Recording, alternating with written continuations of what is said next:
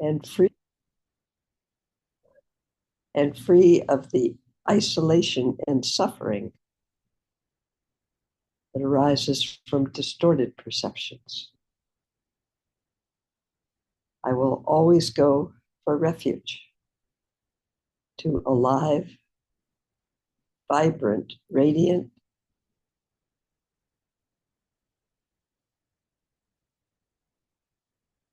interconnected, spacious awareness until awareness is ongoing, like the flow of a river. Enthused by wisdom and compassion, today, in the presence of all Buddhas and Bodhisattvas of any lineage or none, and of any time or beyond time,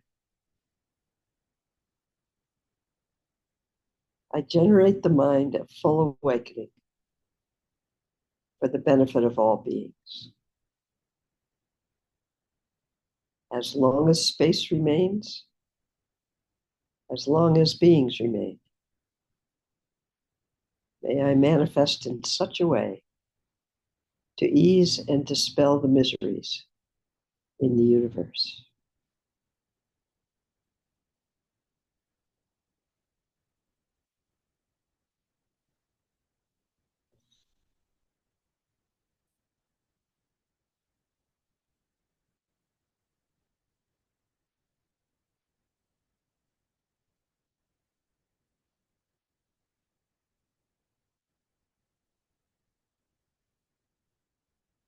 Since some of us finish our refuge and bodhisattva intention at different times, I do try to pause. I think somebody's in the middle of doing the one that they find they want to do.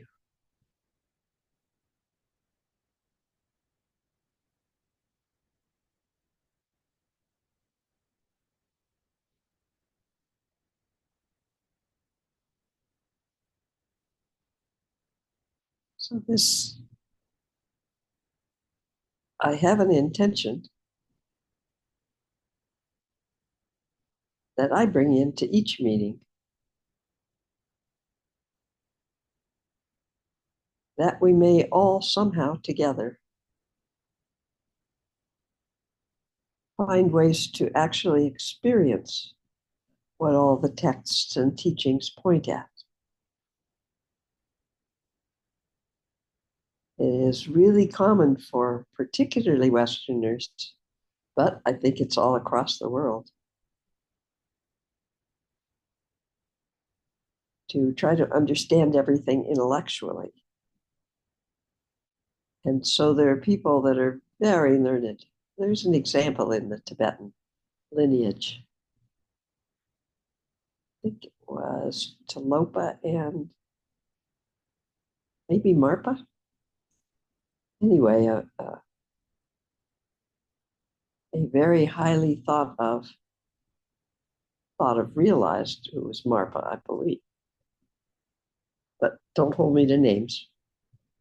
Held a very high position in his community, pretty much as a realized being.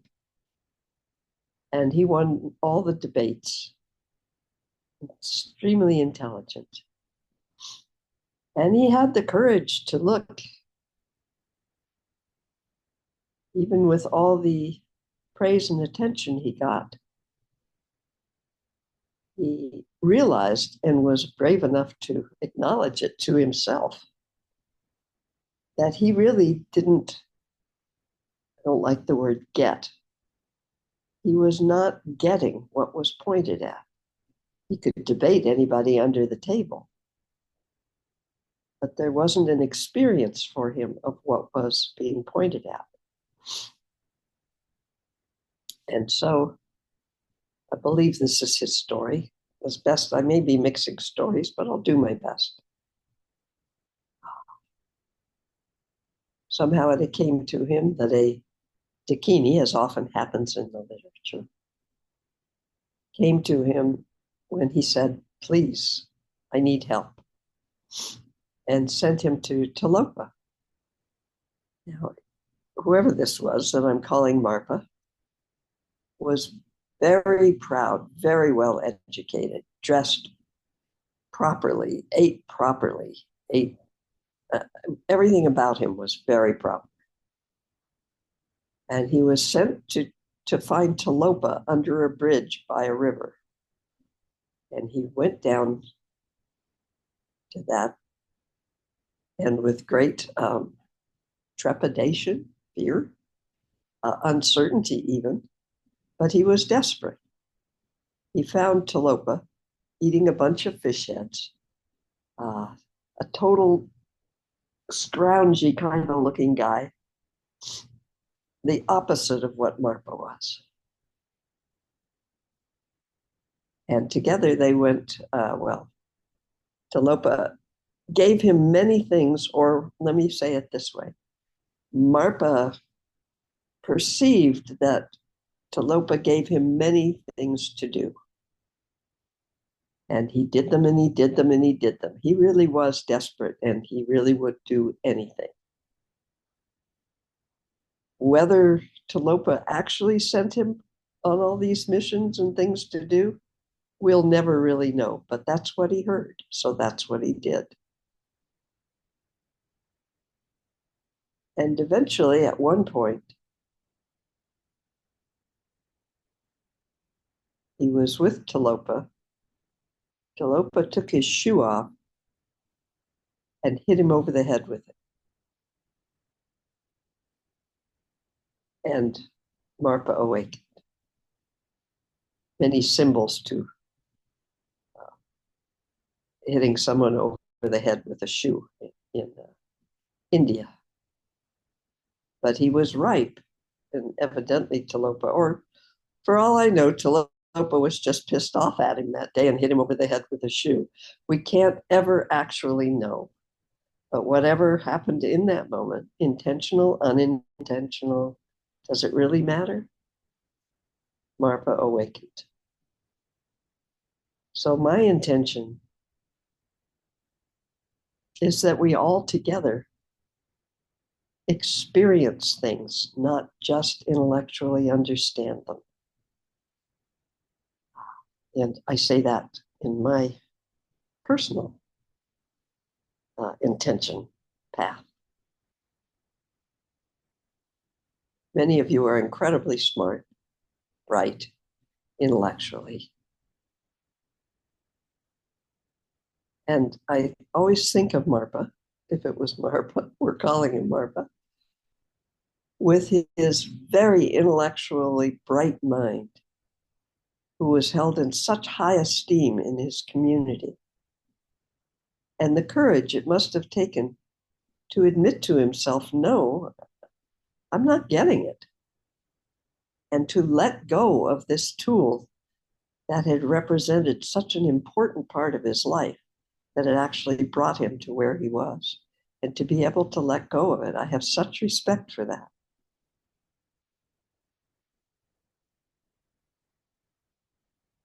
So, first lesson in there for me is that we have to be honest with ourselves.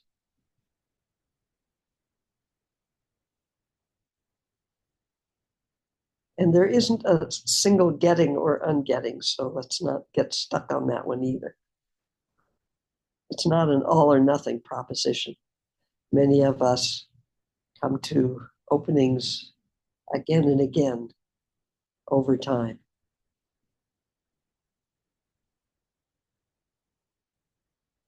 So what arose in the middle of the night?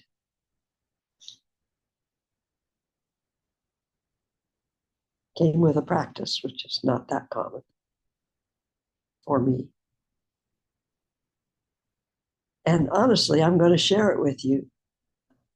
I kept starting the practice and then wandering in different directions. And every time I just noticed and said to myself, I'll start again. That's not a right or wrong thing. It happens. So here goes. The start of the practice is to be aware of my toes. So, your game, let's all do this together. So, be aware of my toes and the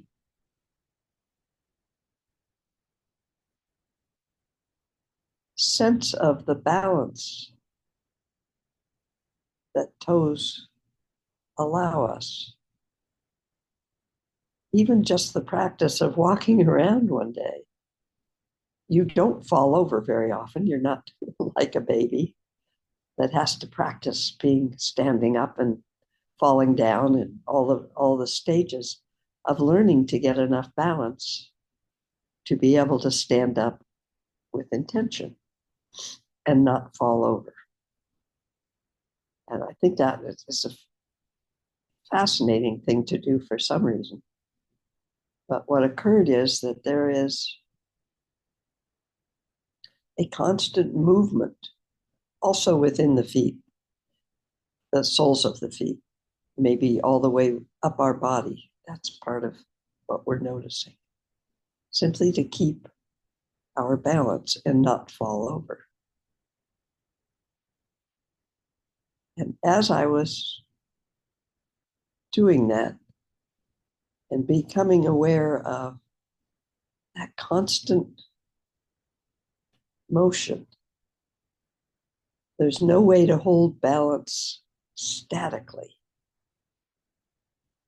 You can try. Actually, you can try to stand on 2 feet. But the easiest way to notice is to stand on 1 foot.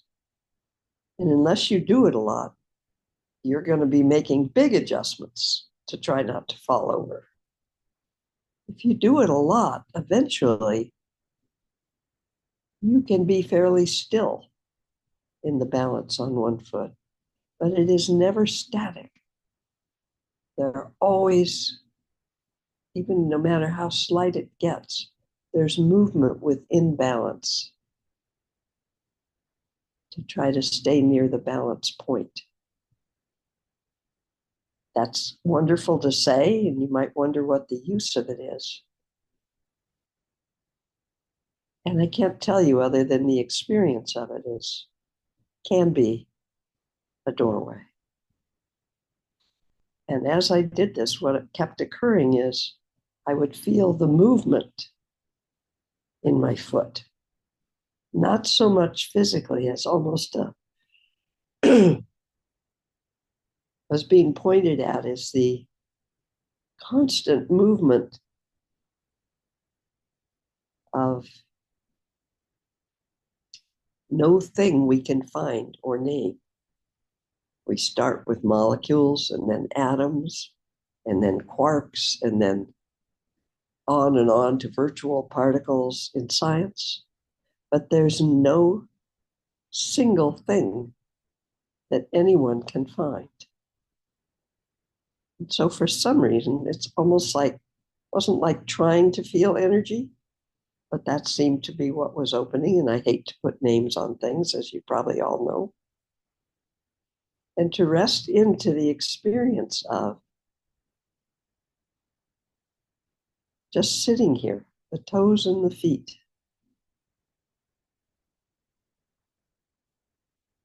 And the connectedness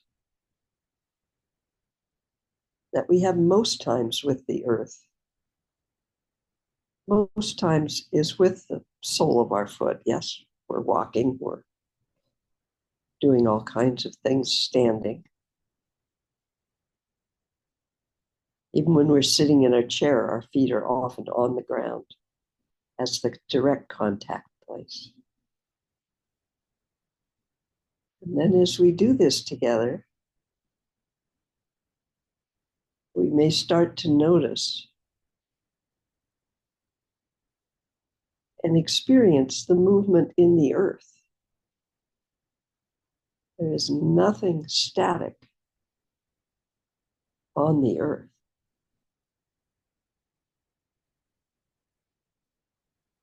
The earth is constantly in movement. not only through its revolution, but through its traversing of space. It's orbiting on its own axle. It's orbiting around the sun. All of that is moving through the universe.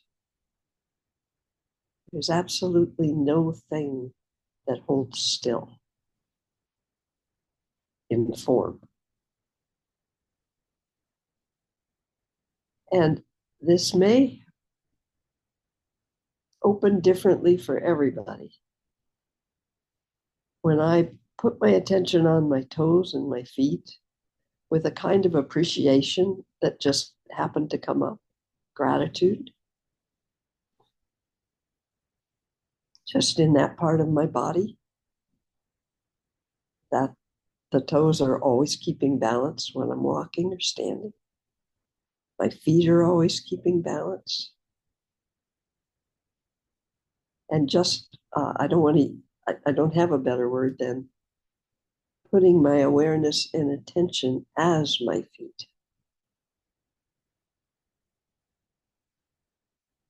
And then what the effortful part of the practice was going to be was to allow that, and I'll try it in here with you all, to allow that attention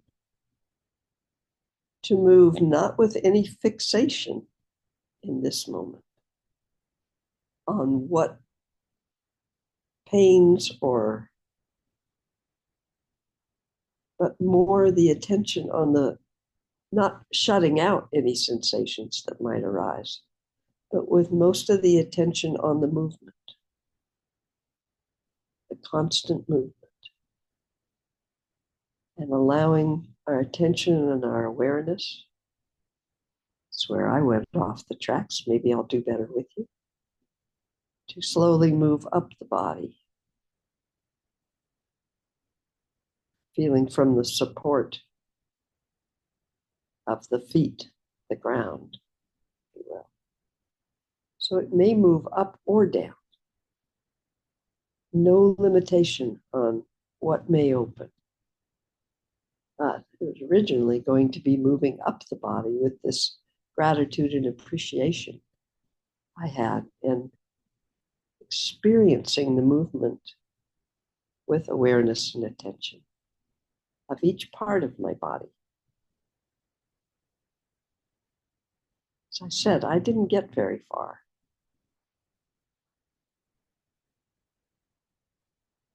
So if you choose to try this, and your attention will stay without stress on letting that attention move up the body, up through the calves, the knees,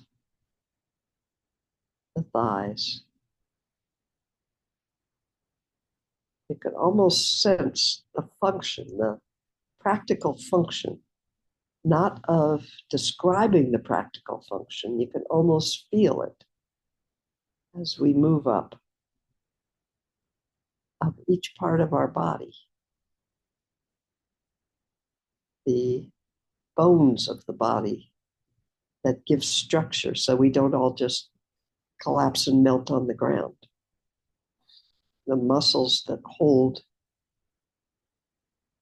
things in place also. The connective tissue between things. I didn't get that specific last night. However it opens for you so that we have an experience of what the body is balancing, for lack of a better word.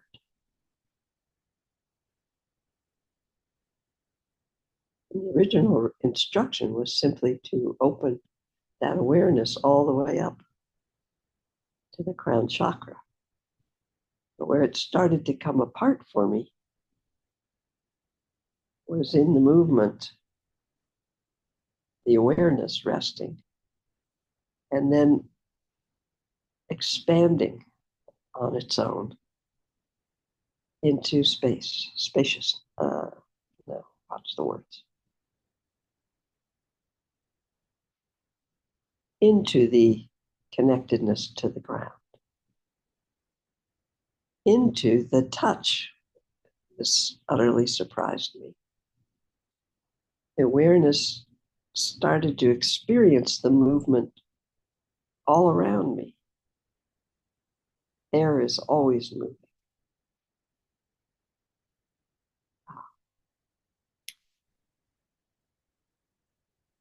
Scientists would say energy is always moving. Atoms, the tiny particles that create manifestations, if you want, that glom together to make manifestations. Everything is always moving. And that's how this opened for me, much to my surprise, was in the awareness of the movement in the air around me, not specifically, not like a finite thing, but just opening to it and then feeling a sense of the touch of movement inside and outside, like skin touch.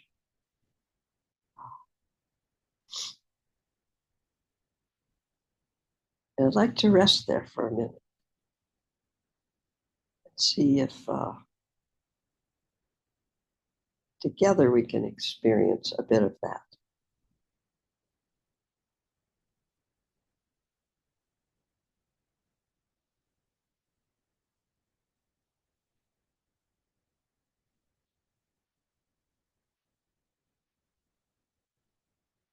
We know from interaction with other beings,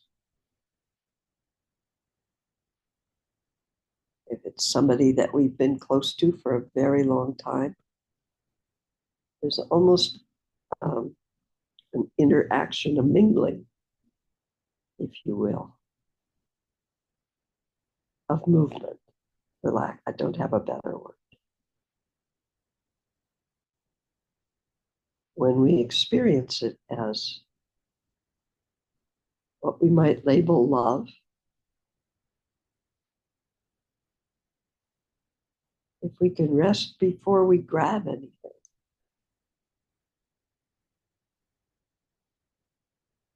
we may experience the expansiveness of that connection, that sharing of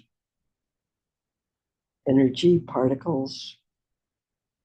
The minute I name it and label it, it constricts the interaction.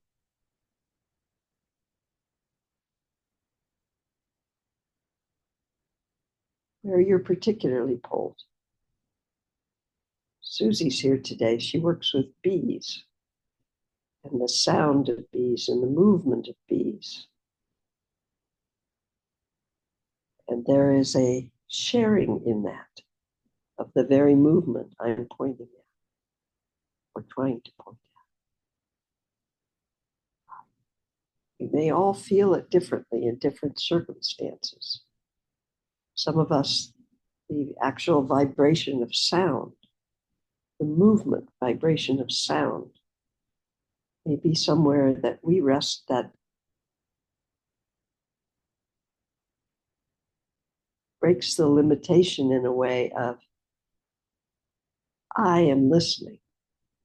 There's a shared connection, not inside, outside.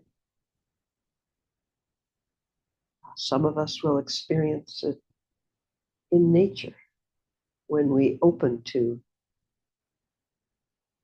not only our appreciation of trees, but perhaps we listen. We listen to the sound of the wind moving until that is a part of us. We rest in the swaying of the trees or the, however it arises for us, that breaks down that barrier of tree and me. I think everybody has had experiences of this. It is very hard to consciously notice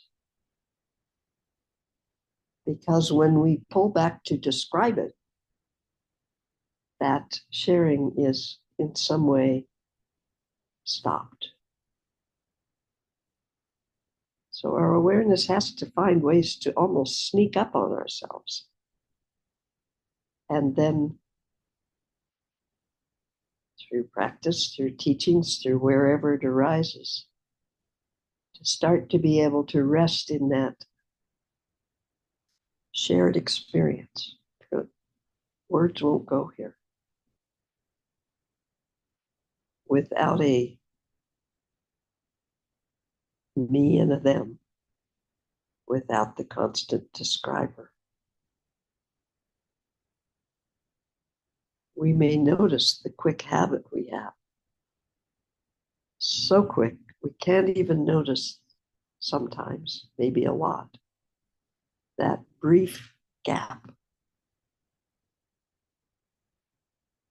dropping away of the constant held form of me and everything out there.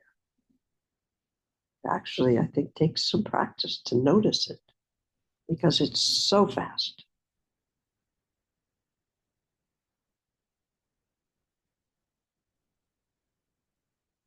I'm going to mix a teaching in here.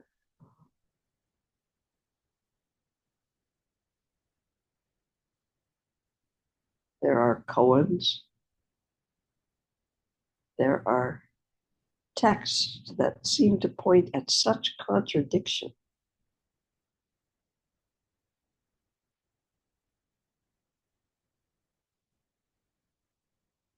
That for a moment it breaks our thought patterns, our automatic reactivity, and our perceptions. And there is a moment, perhaps, of blankness, which can open into openness without the constant chatter and separation.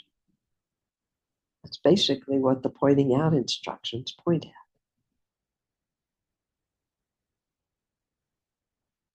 That's basically what most teachings point at in all kinds of different ways. That brief moment when everything drops away.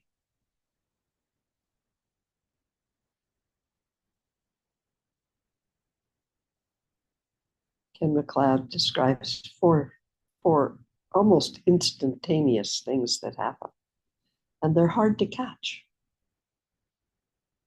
The openness that may occur. First, the almost blankness. It's not blank, but I don't have a better word. And then the expansion, spaciousness that may arise. Then there's a very subtle, or sometimes not so subtle, but we are so used to not noticing it, almost a sense of panic. Of, whoa, wait a minute. If we can see these four steps, the fourth step is where we take on the original ignorance. And we start to make concepts that explain. And the fifth step is we start to relax because we've got it kind of figured out. Okay, I got it. It fits in here. This opening that I was so happy to receive this. And as we notice, we may notice that even when we are able to open awareness and rest in everything that everybody's pointing at, right there. There isn't a description, but when we come back, I hear descriptions like, oh, there's no fear, there's nothing to worry about. It's so beautiful, so wonderful to rest there. And yet when we look, really look with our awareness. I have been noticing for a while that sense of maybe not panic, but like, oh, wait a minute. And boom, here comes the original oops, as Lama Lena calls it, getting ourselves back together. Not wrong. But in the noticing, we may be able, not with that I describer, just in the noticing of that slight gap when something breaks through our habitual boggle of patterns, bill blah of patterns, when everything falls away.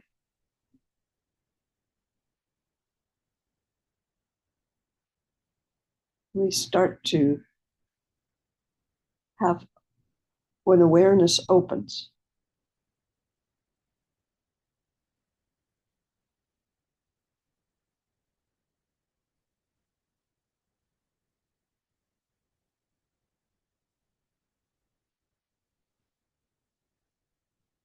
there may be the possibility of resting in that awareness, open awareness. Letting the mind come back in and move as it moves, blah, blah, blah, blah, blah. If that kind of very quick, very hard to catch 4-step dance comes into your awareness, slows down. Not an easy practice. So let's go back to what happened last night, or what may be happening right now with us. That sense of movement, it's called all kinds of things, all kinds of labels. The experience of the sense of movement.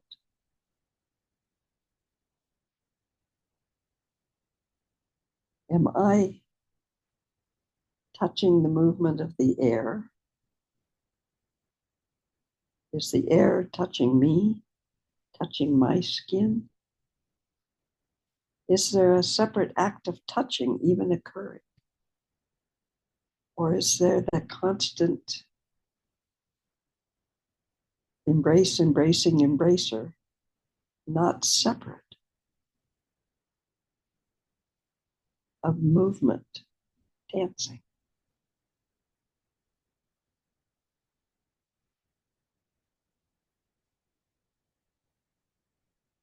Because we're in Chenrezig today, as this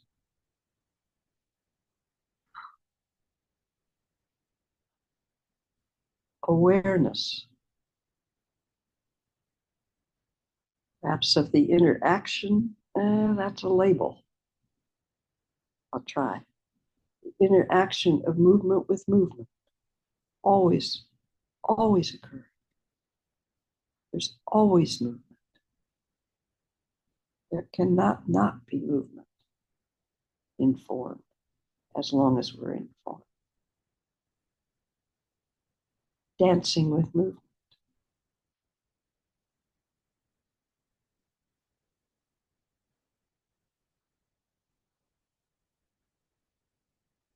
This dance can expand in our awareness. In awareness, not our awareness. Till there is no limitation of any kind, no boundary, only movement, filling the entire universe as far as our imagination reaches.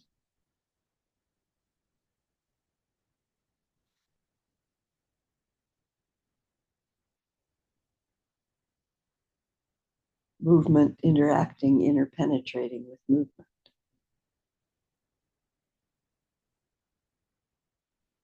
And our original oops of some taste of something that we want. So we reach and grasp for it to try to get it, perceiving it as outside of us. And the other side of we don't like it. And we try to push it away because we perceive it's outside of us. Or what we do most of the time. It's not of interest to us, so we ignore it. This ever-present motion, movement of the universe, of which we are simply a part. Changing, moving, interacting.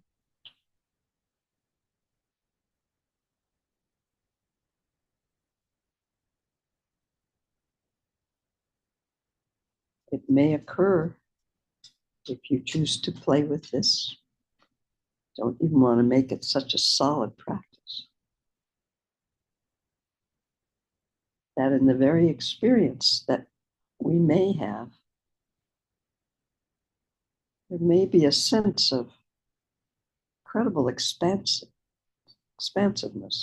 It's just a descriptive word without limit. Experiential. We might find that we are starting a contraction because of that little bit of panic that may happen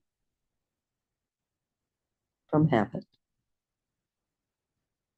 That's okay, because in this practice that I'm so grateful to have been given, and I hope might be of benefit to somebody, we can come all the way back to our feet on the ground, touching the earth, all the way back to the very subtle movement of air around us.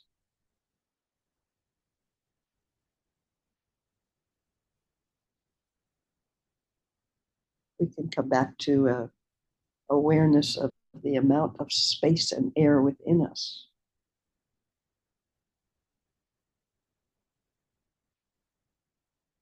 We could rest right there.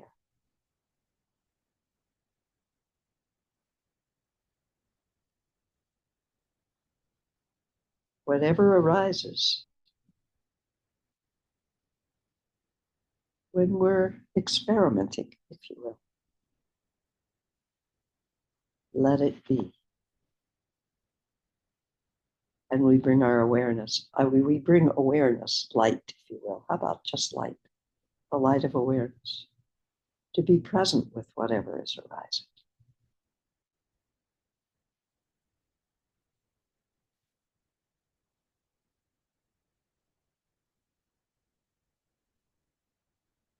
And we allow that light of awareness, when we can, this we that thinks it's an I,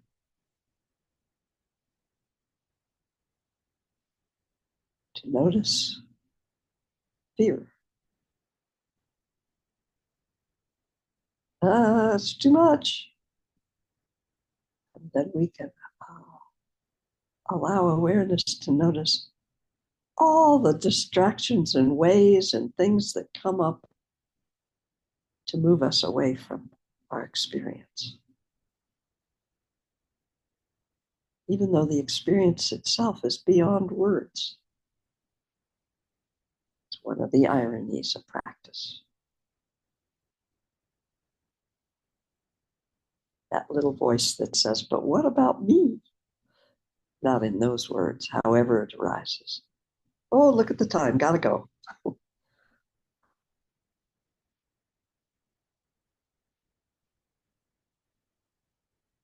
one that is actually a pretty positive sign, if you like signs, is confusion, the sense of being utterly confused. Oh, it's a great distraction.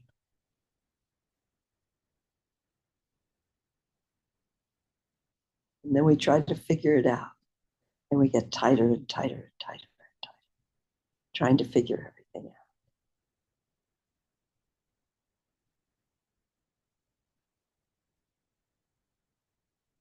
We can experience confusion in a very simple way as our reluctance, resistance to give up having some control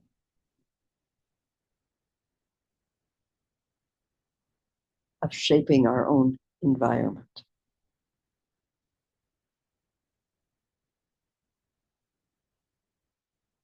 Who here that has a partner doesn't want to change them sometimes?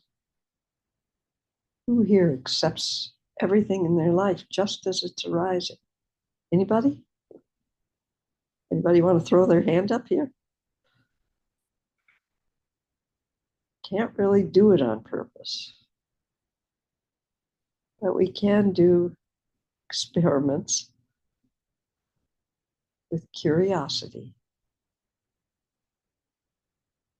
in ways that are offered to us that we go, yeah, okay, I'd like to give that a try.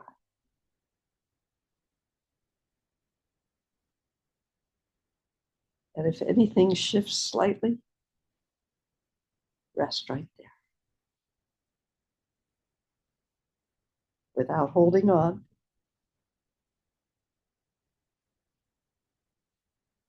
And noticing if it arises that you get scared and want to push it away. It's okay. We all do.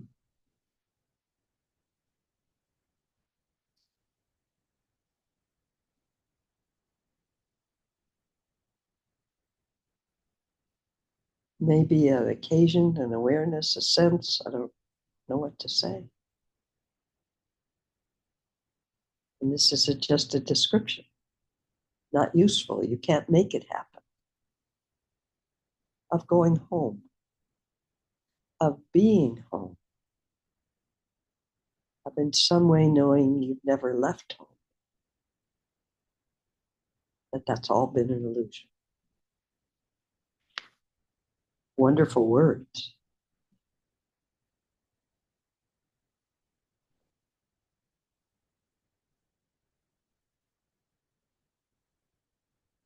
I think that's enough for today.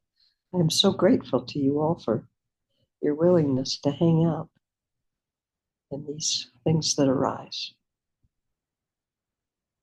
I'm grateful that we have a chance to do them all together, because in them arising all together,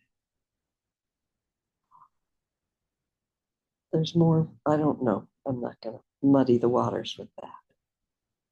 So thank you. I'm grateful. May whatever expansiveness, expansion,